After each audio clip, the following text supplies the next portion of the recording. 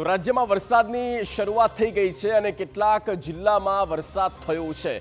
હજી આવનારા સમયમાં 3 દિવસ 4 દિવસ એવા છે કે જ્યાં આખા ગુજરાતના કેટલાક જિલ્લાને બાદ કરતા આખા ગુજરાતમાં વરસાદ થઈ શકે છે।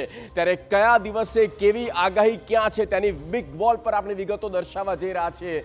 આવતીકાલે એટલે કે 31 મેની વાત કરીએ તો વરસાદની આગાહી છે 31 મે આઈએમડી દ્વારા જે કહેવામાં આવ્યું આ ગુજરાતનો નકશો અને આપને ખૂબ જ સરળ રીતે અમે બતાવવા જઈ રહ્યા છે ક્યાં છે અતિ ભારે વરસાદની આગાહી જ્યાં શ્યોર શોર્ટ વરસાદ થાય તો એવા કોઈ જિલ્લા હોય તો એ છે દક્ષિણ ગુજરાતના। જુઓ નર્મદાની ઉપર મધ્યમાં વડોદરા છે, છોટાઉદેપુર, પંચમહાલ, આ તરફ દાહોદ, પૂર્વ તરફ આવીએ તો મહીસાગર, ઉત્તરમાં જઈએ તો અરવલ્લી, સાબરકાંઠા, મહેસાણા, બનાસકાંઠા આ એ જિલ્લા છે જ્યાં આવતીકાલે વરસાદની પૂરેપૂરી શક્યતા છે અને આને બાદ કરતા જિલ્લામાં ક્યાંક વરસાદ થાય તો નવાઈ નહીં। આ 31 તારીખનો આપને રિપોર્ટ બતાવ્યો। હવે 1 જૂનની વાત કરીએ, ડે આફ્ટર ટુમોરો, પરમ દિવસની વાત કરીએ તો કેટલાક ફેરફાર થયા છે અને એમાં જે ફેરફાર છે તેમાં બનાસકાંઠા, સાબરકાંઠા, મહેસાણા નીકળી ગયા છે।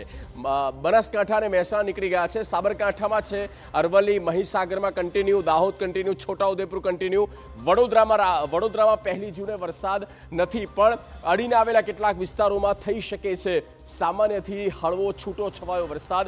1 જૂનની આ આગાહી છે અને હવે આગળ વાત કરીએ 2 જૂનની। જુઓ 2 જૂનમાં આપણે આ ગુજરાતનો નકશો બતાવી રહ્યા છે તેમાં જ્યાં ઓરેન્જ કલર્સ છે અને એ જે જિલ્લા છે અને તેમાં છે ટોટલ 3 જિલ્લા અને આ 3 દક્ષિણ ગુજરાતના।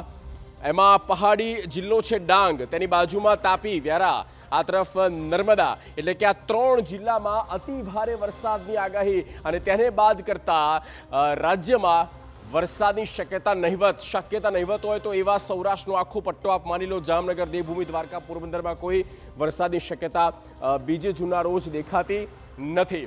તો આમ રાજ્યમાં કાળ